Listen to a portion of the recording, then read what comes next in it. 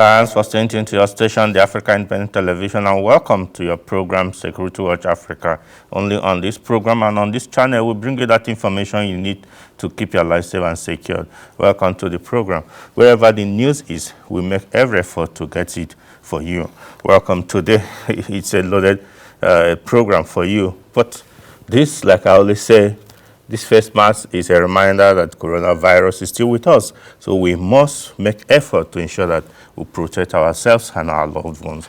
Keep to all laid down protocols so that we do not continue to spread the virus. It's still affecting so many countries, but I'm happy that a lot is being done to ease up all the stress and the pressures put on the world economy arising from the coronavirus pandemic. Travelings are beginning to become more easier. Countries are now accepting those who are fully vaccinated to come into their country. This is a welcome development too. If you are enjoying to ensure that you get vaccinated, it's very, very important so that you can remain safe.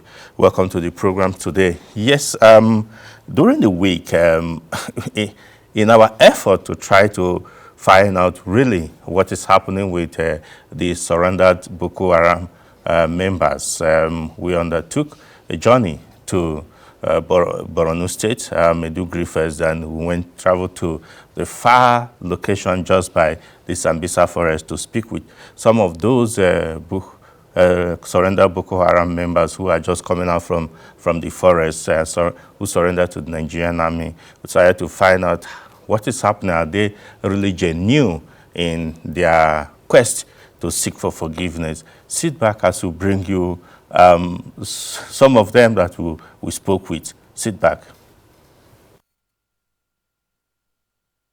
Hassan Manjo. From Balakuri, Jimnia, in Sambisa forest. We knew each other in the forest.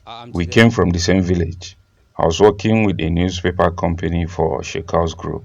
We used to move from one place to another, but our current location is bushier than the others. We were living in the forest before I returned to my father. In the east side of the forest across the third road, I was a motor repairer. As I left mechanic work, I then returned to my former job, which is journalism. My relatives are living in Mascas. I returned to them in the forest with my father and my 4 siblings. I want them to come back. I didn't like what was happening in the forest. The public should forgive us so we can live in peace. My hometown is Bama. We came from Sambisa in Gimnia. I have lived in the forest for 6 years. In the forest, we were repairing mainly Toyota Hilux. After mechanic work, we do newspaper publishing. I left my children behind because they refused me access to them. The leaders of Nigeria want peaceful living. Even the soldiers are happy. Here is better than the forest. We didn't expect we would be welcomed this way. The others should try and leave the forest and join us. I repair machines. I also buy and sell them. We buy old motorcycles, fix and sell them back. We used to import them from Hakinta, Kurawa in the suburb of Cameroon. I wasn't with them back then, but now I am. I work as a journalist with them. My duties are to repair computers and report news. If they are going for battle, we don't go with them. The world needs peace. That is why our friends advise us to surrender in order to stop killing one another, because at that time we were not afraid of anything. Now we are happy that people have accepted us and we are calling on others to surrender themselves. Here, they gave us food. They take good care of us. I want them to forgive us for what we have done. Ni kuma sunana Amina Muhammad. The others are Hafsat Aliyu, Fatima Ahmed, Hawa Muhammad, and Aisha Ibrahim. I am from Bama town. I am an indigene of Bama. I was given birth to in Bama. Yes, we came from Samvisa in Jimia town. We didn't like the forest. It was when we came out we started enjoying the city. What we've been hearing and what we met here is different.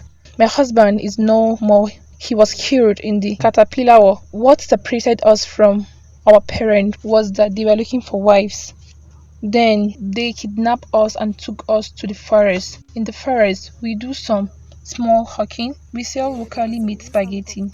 They told us in the forest that when we surrender ourselves to the Nigerian army, that the army will kill us. When the Boko Haram kill us, our parents will get to see our corpses. But if the army get hold of us, we will be beaten mercilessly and starved to death. We are out. The Nigerian army didn't touch us nor maltreat us. The Nigerian army received us with open hands. They kept and protected us. A lot of people have left the forest, but there are people still in the forest. Even when we were leaving, there are people there. They are not much as before. I want to advise everyone to come out. We that left the forest, here we are. The army didn't do anything to us, not even a touch nor demoralizing word.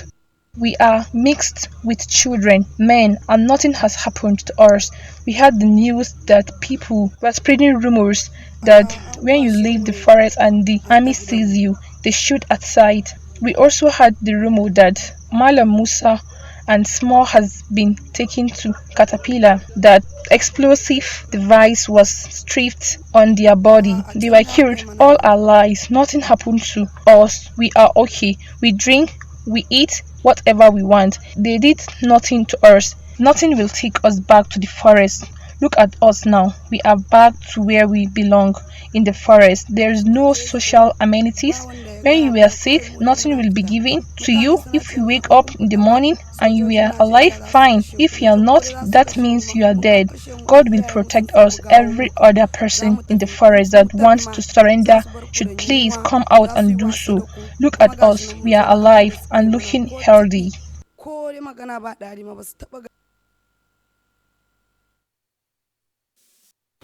Welcome back. In fact, that is actually cheering news because over 10,000 of Boko Haram members have surrendered and handed themselves over to the Nigerian armed forces, Nigerian army particularly, who, according to the global practices, the international law on armed conflict, have been able to process some of them, find out they have been separated. Those who actually fought and took part in the so many mayhem are being kept separately. Those who were conscripted for one reason or the other are also being kept separately. Those who do not know, who are held as captives, are also being kept separately for different levels of treatment. For those who are actual participants, arrangement is on to actually try them. But everybody is encouraged. All of them are encouraged to come out, surrender, so that we can have peace once again. One of the things we find out is that most of these Boko Haram members are gainfully employed. They were gainfully employed before they even got into. When they talk about unemployment and all that leading to it's not true. It's the issue of people being hypnotized, people being brainwashed to join the evil acts. That is actually what we found out from our interaction with some of them.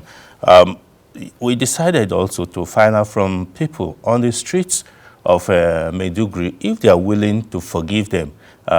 Since they are asking for forgiveness, what did people say? Some of people who have been one-way victims, either that their parents have been killed, their relatives have been killed, are they willing to forgive them? We're happy also to note that the government and the military are setting up a truth and reconciliation panel to be able to see how to amend the past damages that were done and compensation most likely paid to the victims. But sit back as we bring you the views of the people on the streets of Maiduguri put together by Shuli Daniels. During our recent visit to Borno State and our meeting with some of the surrendered Boko Haram members, who will have an exclusive interview with, we decided to find out from the people on the streets of Maiduguri, Borno State capital, on how they feel about the Boko Haram members who are surrendering to the Nigerian army and if they are ready to forgive them and accept them, and they have this to say. I think only God can forgive, because what they have done is really terrible. But if they have actually repented, I think maybe we should show them some mercy, because some of them were not taken willingly, they were taken falsely, some of them were coerced, some of them were brainwashed and all of that. So if God can forgive them, why are we not to forgive? It's a good sign that the war is coming to an end. That's pertaining the surrendered Boko Haram, because for them surrendering, it shows that the army are trying their best to make sure that the war comes to an end.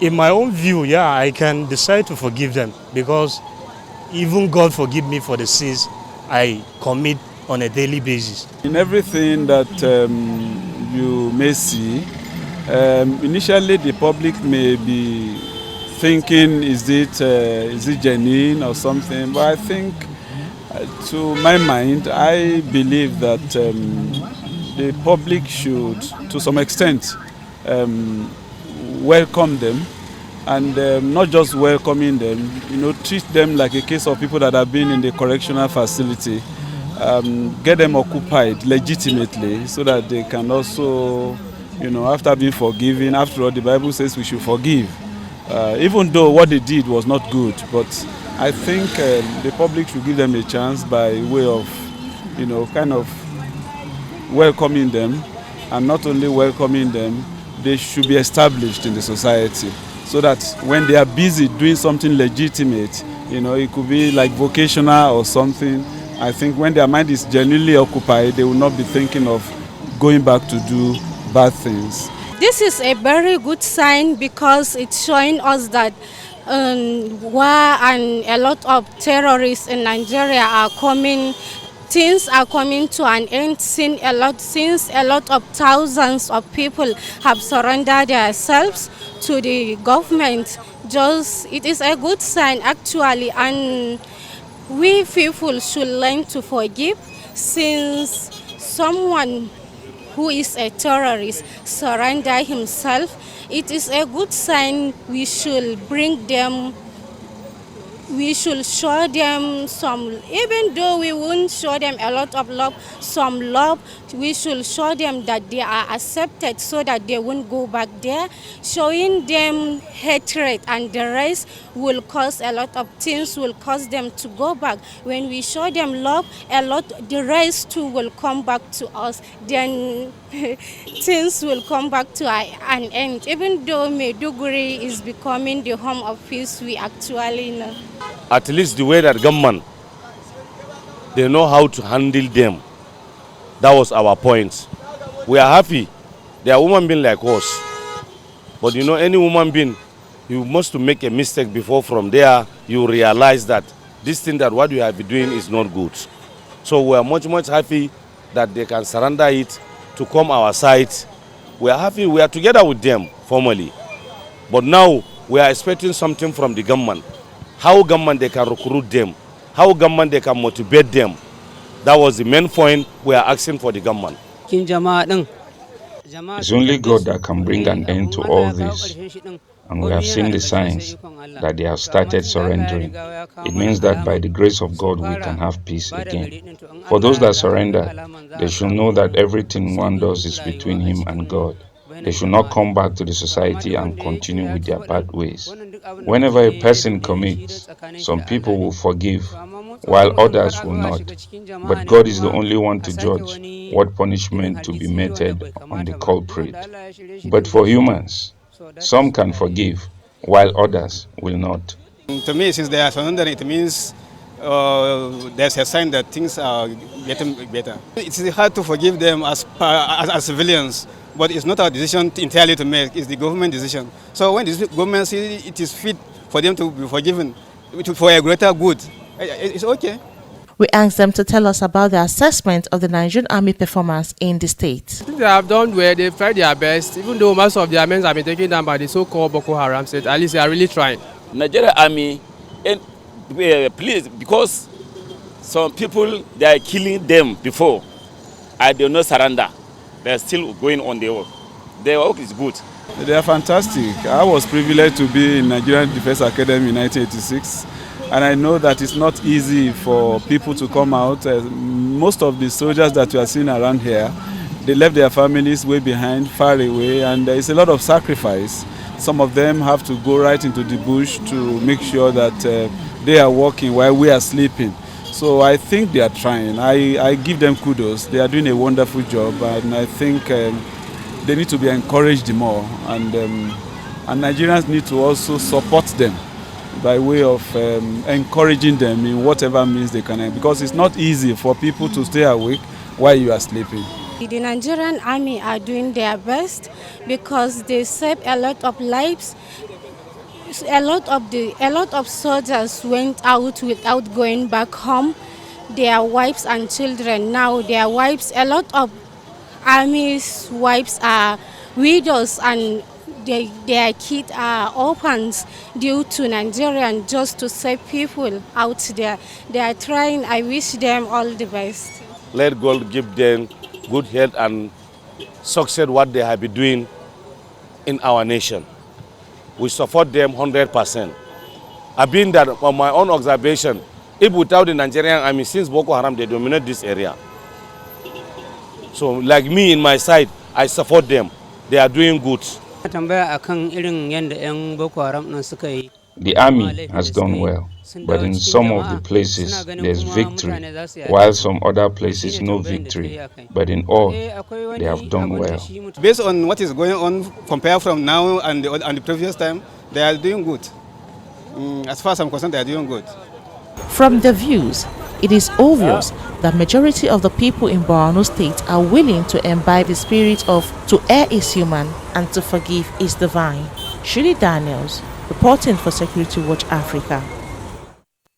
Well, welcome back. Yes, like it said there, we are all asked to forgive them. I know some of the respondents did talk about the difficulty, because when you've lost your mother, lost your father, lost your brother, your siblings, relative, and you see the person who actually carried out those killings, you feel troubled. But for the sake of peace, we are asked to forgive, because there's a story we were told that a man, particularly during a meeting, came out to say that he lost 4 of his children. He lost his father, his mother, and the uncle to this insurgency. But he's ready to forgive if that will bring peace. That is a good example of, so that we can actually move. The resources that is being expended in fighting Boko Haram is so enormous, and that is why we need peace. We need to make sure that this is resolved once and for all, so that those resources can be used for other development of the country. And that is to all parts of the country where there are one trouble or the information getting to me now from the Zamfara State Police Command is saying that the news going on social media that the police arrested 7 soldiers, his force. There are a lot of false news going about. People, I'm just enjoying you to make sure that you don't believe everything you see or you read in the social media. Some of them are just made to stir up a lot of hatred and controversy here and there. So, yes, back to Abuja here. During the week, the Nigeria Police Force paraded some suspects, about 34 suspects that were arrested for various crimes. The first public relations officer, CP Frank Mba, yeah, that reminds me, today is actually his birthday. Security Watch Africa and Dark Communication wishes you, Frank Mba, happy birthday as you celebrate your day today. Yes, he paraded these suspects for the world to see what the police have done. And Security Watch Africa, Peggy Agbe, put together this report. Crime is the intentional commission of an act usually deemed socially harmful or dangerous and specifically defined, prohibited and punishable under criminal law.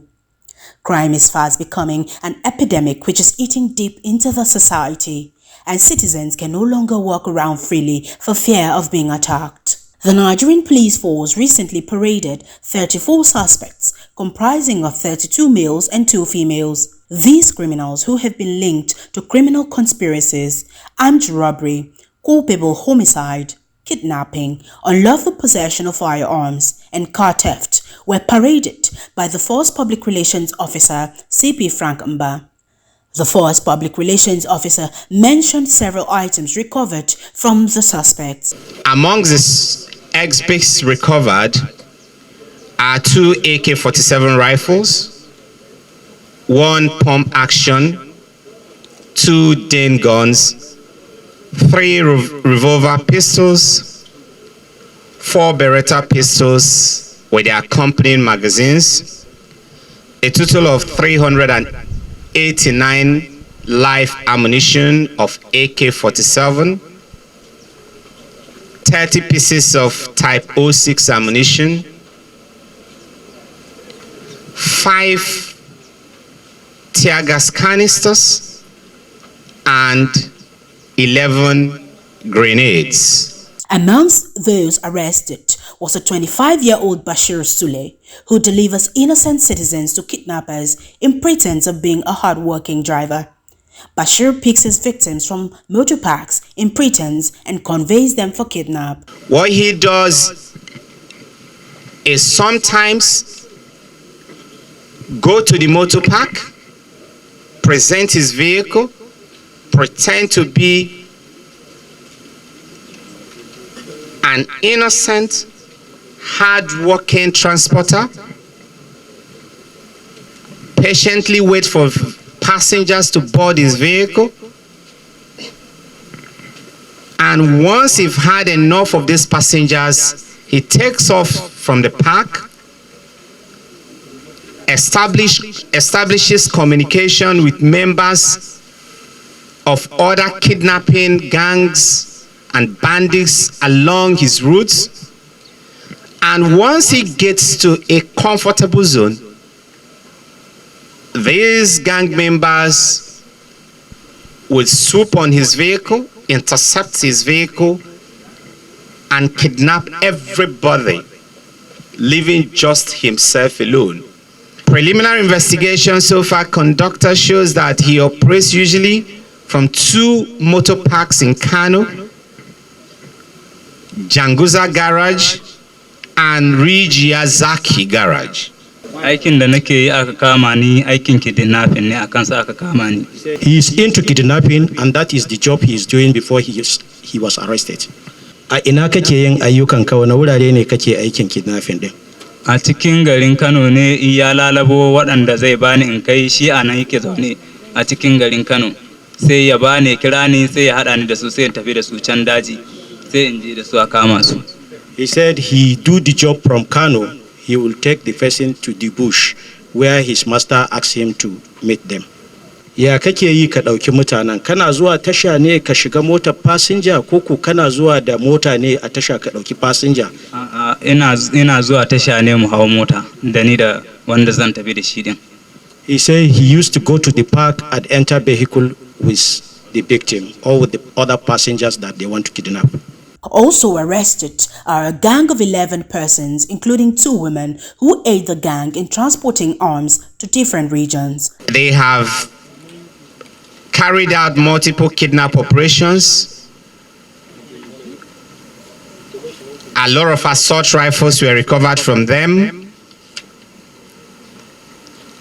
And the 2 ladies, who are also members of their gang, play the crucial role, the very important role of helping them to ferry their weapons from one part of the country to the other. They do so hiding under their gender. They do so hiding under their mode of dressing. They do so hiding under their innocence that naturally is associated with the womanhood. Daga Nasara zuwa Kaduna. Ke kadai? Ni kadai ne. Wa kika ba ma? Gashi nan baban gida. Okay, that she delivered the gun from Nasara to Kaduna and she handed it over to Babangida. Here. Why Babangida? Gashi nan bayana. Me hada ku da shi? Shine saurayina ne. That he's her boyfriend. Ni ma Suleiman ya bani bindiga daga Kujama zuwa Abuja Junction. That Suleiman gave her a gun from Kujama up to Kaduna Junction. Shi ina Suleiman ɗin yake? Suleiman tashi. Shi bindigan da aka ce ki ɗauka kin kai? Na kai mai ya shiga mota ya wuto Gwagwalada. That she took the gun to him and then he entered the vehicle and went to Gwagwalada. Ya kika ɗauki motan? Kika ɗauki bindigan? Akwati ya samu. That the gun was in a box. CPMBA advised motor park managers to be more detailed and pay more attention to happenings in their parks. the responsibility it throws up on managers of our motor parks is a need for them to be more detailed in what they do. It's important they pay closer attention to things that are happening in the motor parks, to those who bring in their vehicles to operate in their motor parks, and try as much as possible to have their own local intelligence and work with the local police stations and other security networks within their areas of operation to keep their motor parks free of persons like Bashiru and his likes. Finally, he assured Nigerians of police dedication to bring perpetrators to book, no matter how creative they are. One thing we want to assure this country, assure our nation, assure our citizens is the fact that no matter how creative you might think you are as a criminal, no matter how novel your style might be, we have the capacity to crack you and bring you to justice. Every citizen is enjoined to report any suspected criminal activities within its environs to help purge the society of this dangerous menace. Security agencies cannot do it alone. They need support from well-meaning Nigerians. Peggy Agbe, Security Watch Africa, Abuja. Welcome back. It's good that the police are rounding up these criminals off our streets and forests so that the law-abiding citizens who can enjoy peace. Nigeria deserves all the peace it needs so that there can be development, because without peace and security there can be development. There's nobody who would want to invest in a country where a lot of strife, a lot of disagreement, a lot of quarrels, mistrust, insecurity and crisis.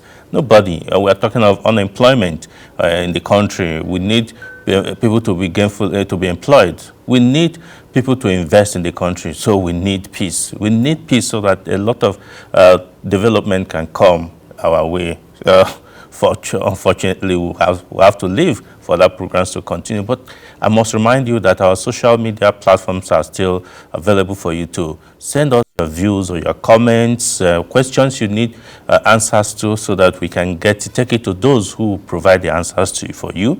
So at the next edition, we can let you know what the answer is.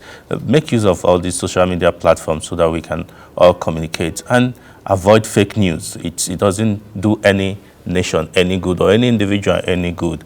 Until we come your way again next week, I say thanks for staying tuned and bye for now.